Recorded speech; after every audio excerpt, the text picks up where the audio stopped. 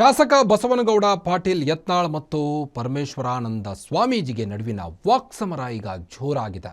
ಯತ್ನಾಳ್ ಅವರನ್ನ ಮುಂದಿನ ಚುನಾವಣೆಯಲ್ಲಿ ಸೋಲಿಸಿ ಎಂದು ಮುಸ್ಲಿಮರಿಗೆ ಜಮಖಂಡಿಯಲ್ಲಿ ಪರಮೇಶ್ವರಾನಂದ ಸ್ವಾಮೀಜಿಗೆ ಕರೆ ಕೊಟ್ಟಿದ್ರು. ಇದೀಗ ಸ್ವಾಮೀಜಿಯ ವಿರುದ್ಧ ಯತ್ನಾಳ್ ನಾಲಿಗೆ ಹರಿಬಿಟ್ಟಿದ್ದಾರೆ.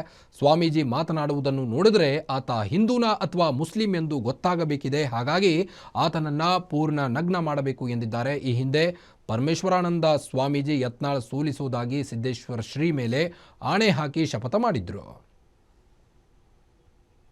ಮಾಡ್ಕೊಂಡರು ಏನು ಹಿಂದೂ ಆಗ್ಯದಾರು ಇಂಥ ಕಳ್ಳನ ಮಕ್ಕಳು ಅವನ ಪೂರ್ತಿ ಅವನದು ನಗ್ನ ಮಾಡಿ ಅವ ಹಿಂದೂ ಅದನೋ ಸಾಬ್ ಅದನೋ ಮೊದಲು ತಪಾಸಣೆ ಒಳಪಡಿಸು. ಅವ ಮಾತಾಡೋಂಥದ್ದು ನೋಡಿದ್ರೆ ಮುಸ್ಲಿಂ ಮತಾಂಧದಾನ.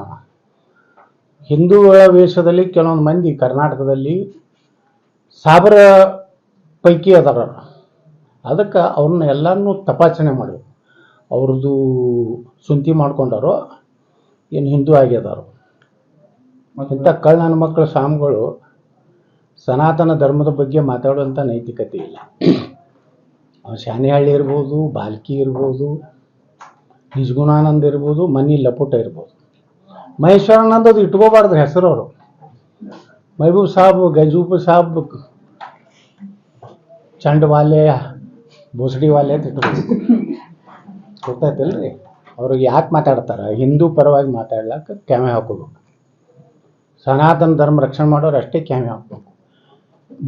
ಇಸ್ಲಾಂ ಮತ್ತು ಲಿಂಗಾಯತು ಒಂದು ಅನ್ನೋಂಥವ್ರು ಎಲ್ಲ ಸಾಬ್ರೆ, ಅವ್ರು ಸಾಬ್ರೆ ಅದಾರ.